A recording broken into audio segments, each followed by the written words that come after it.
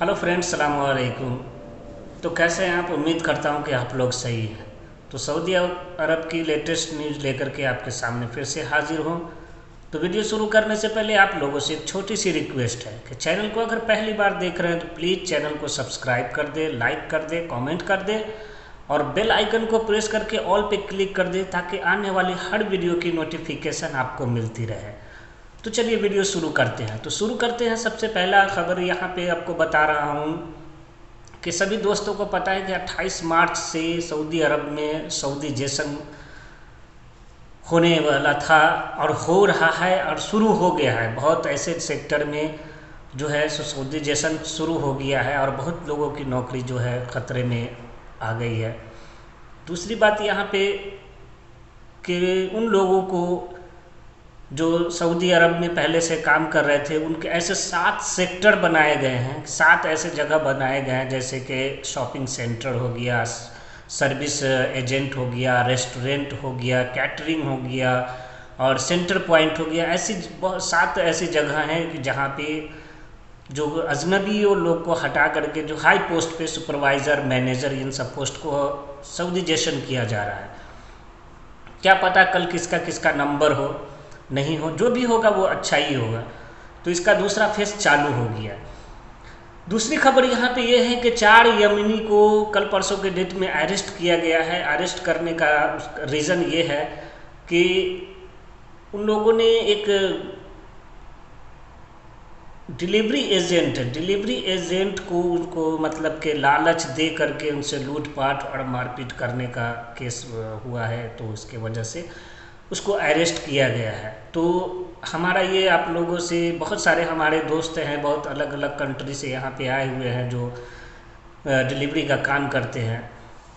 तो प्लीज़ आप लोगों से एक रिक्वेस्ट है, पर्सनली एक भाई के रिश्ते से बता रहा हूँ कि किसी भी ऐसे के बहकावे में या लालच में न आए कि ताकि अपने जान का नुकसान हो और किसी तरह का जानी नुकसान हो या माली नुकसान हो। ये हो गई। अब यहाँ पे एक चीज़ और मैं बताने जा रहा हूँ जो बहुत ही इम्पोर्टेंट है कि किसी भी आदमी को गवर्नमेंट सऊदी की जो है अलाउड नहीं किया है कि किसी भी वेबसाइट को आप क्लिक करके उस पर कोई इलीगली पासवर्ड डालें या फिर हैक करने की कोशिश करें या ओपन करने की, किसी भी वेबसाइट को ओपन करने की कोशिश ना करें। ये बहुत बड़ा क्राइम है। ये सऊदी अरब में ही नहीं, ऑल ओवर वर्ल्ड में ये एक क्राइम है कि किसी भी सीक्रेट को अगर आप ओपन कर रहे हैं तो ये बहुत बड़ा क्राइम है। तो इस चीज़ से बच के रहने की कोशिश करें।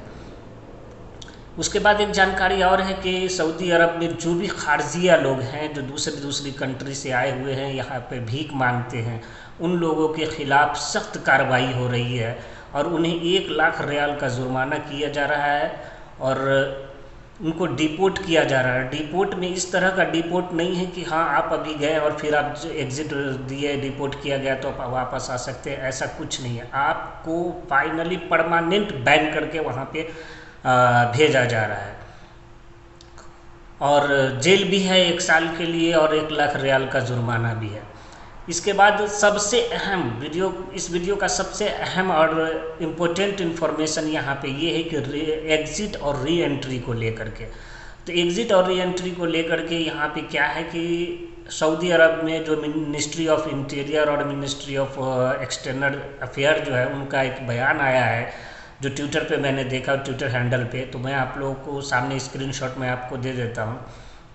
तो यहाँ पे दिया गया है कि जो लोग यहाँ से एग्ज़िट जा रहे हैं, एग्ज़िट जाने में अगर उनकी एग्ज़िट पे अगर किसी भी तरह की टिप्पणी या किसी भी तरह का अगर कमेंट्स नहीं किया गया है तो वो जा करके नए वीज़े पे आ सकते हैं, या खुद से अगर गए हों एग्ज़िट और किसी तरह की टिप्पणी या किसी तरह का कमेंट्स नहीं होगा तो वो वापस आ सकते हैं, अदरवाइज उनको कभी यहाँ आना अलाउड नहीं है।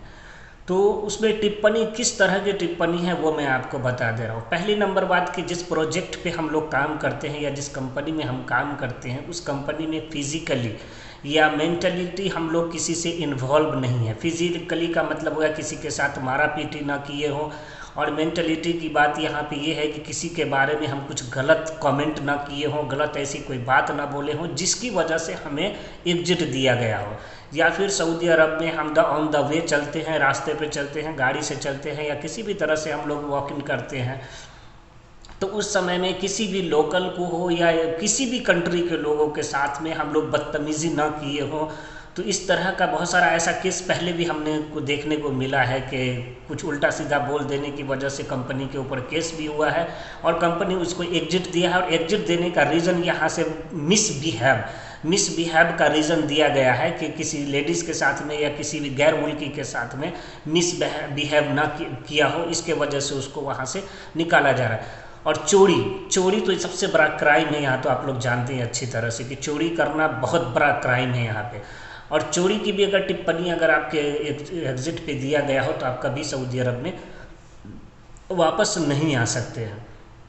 तो ये थी आज की ख़ास जानकारी। और हमारे एक दो दोस्त ने कुछ सवाल हमें किया है, उनका मैं जवाब दे देता हूँ। तो पहला सवाल यहाँ पे ये है, अस्सलाम वालेकुम भाई, मैं एग्ज़िट ट्रांसफ़र लिया था लेकिन मेरी कंपनी मुझे एग्ज़िट लगा दी है। तो भाई इसके लिए मैंने एक वीडियो पहले भी बनाया था कि कंपनी जब आपकी एग्ज़िट लगाती है तो कंपनी के पास कोई राइट वे होता है कंपनी को कि आपको एग्ज़िट देने का। अदरवाइज़ कंपनी के पास कोई राइट वे नहीं है कि आपको एग्ज़िट दे सकता है। हाँ, ये यहाँ पे खुंदक निकालने के लिए मतलब क्या बोलते हैं कि इसको एटीट्यूड को दिखाने के लिए या ईगो को सेटिस्फाइड करने के लिए यहाँ पे ट्रांसफ़र की जगह पे एग्जिट दिया जाता है। तो उसके से बचने के लिए सबसे आसान तरीका है कि अगर आपको ट्रांसफ़र तो सडनली 1 डे या 2 डेज़ में आपका ट्रांसफ़र होता नहीं, उसके लिए 90 डेज़ का नोटिस पीरियड फेस करना पड़ता है। तो 90 डेज से पहले ही आप अपनी कंपनी को ऑफिशियली मेल कर दे या व्हाट्सएप पे तो खैर नहीं, मेल कर दे या फिर मैनुअली पेपर दे करके रिसीविंग का एक कॉपी ले ले कि हम अपनी कंपनी से दूसरी कंपनी में हम ट्रांसफ़र लेना चाहते हैं। और इसमें हम्बली रिक्वेस्ट डालिए कि हमें ये जो एप्लीकेशन है उसको एक्सेप्ट करने के लिए और ट्रांसफ़र जो है उसको हमें देने के लिए। तो आप पहले ये चेक कीजिए कि आपने लीगली काम किया है या नहीं किया। अगर नहीं किया है तो कुछ नहीं कर सकते। अगर लीगली आप अगर हैं, आपके पास डॉक्यूमेंट्स है कि आपने वहाँ पे सबमिट किया है, तो आप जवाजात में जाएं, वहाँ से आपका फाइनल मतलब एग्जिट जो है वो कैंसिल हो जाएगा। एक दोस्त हमारा ये सवाल किए कि भाई क्यूआ पे मैं एक समय में कितना रिक्वेस्ट एक्सेप्ट कर सकता हूँ। तो भाई आपको मैं पहले भी एक बार बताया हूँ, हमारी वीडियो पे आप लोग जा करके देख, इसलिए बोलता हूँ कि वीडियो को सब्सक्राइब कर दे चैनल को, ताकि आने वाली हर वीडियो की नोटिफिकेशन और उससे रिलेटेड आपको अगर जानकारी उसमें हो तो आप उससे ले सकें। तो एक टाइम में आप सिर्फ एक ही रिक्वेस्ट एक्सेप्ट कर सकते हैं, 2 नहीं कर सकते हैं, क्योंकि उस एक्सेप्ट को जब तक आपका कैंसिल या अप्रूव नहीं होगा तब तक, अगर आपकी प्रेजेंट कंपनी आपका अप्रूवल नहीं देती है तो उसके लिए 14 से 21 दिन का टाइम होता है आपका, वो ऑटोमेटिक सिस्टम की तरफ से वो आपका कैंसिल हो जाएगा। उसके बाद आप दूसरा कॉन्ट्रैक्ट मंगवा सकते हैं और एक्सेप्ट कर सकते हैं। एक मेरे दोस्त का और सवाल है कि भाई मेरा इकामा एक्सपायर है और कंपनी रेड में है, तो क्या मैं ट्रांसफ़र ले सकता हूँ? देखिए भाई, अगर आपका इकामा एक्सपायर है और आपकी कंपनी रेड में है और वर्क परमिट आपका एक्सपायर है, तो किसी से पूछने की ज़रूरत नहीं है। आप एक्सेप्ट कर ले, क्यूआ पे कॉन्ट्रैक्ट, न्यू कॉन्ट्रैक्ट एक्सेप्ट करें और आप ट्रांसफ़र ले सकते हैं। उसमें कोई आपको रोकने वाला नहीं, क्योंकि कंपनी के हर डिटेल जो गवर्नमेंट के पास होता है कि कंपनी जो है रेड में है या ग्रीन में है, तो आप वहाँ पर ट्रांसफ़र ले सकते हैं। तो ये थी आज की जानकारी। और मेरे दोस्तों, अगर आप लोगों को भी कोई सवाल है तो आप मुझे कमेंट कर सकते हैं, मैं पूरी कोशिश करूंगा आपके हर सवालों का जवाब देने के लिए। अगर वीडियो अच्छी लगी हो तो एक बार रिक्वेस्ट फिर से कर रहा हूं कि चैनल को सब्सक्राइब कर दे, लाइक कर दे, बेल आइकन को प्रेस करके ऑल पे क्लिक कर दे, ताकि हर न्यू वीडियो की अपडेट आपको मिलती रहे। Thank you so much all of you my friends, see you इंशाल्लाह इन नेक्स्ट वीडियो।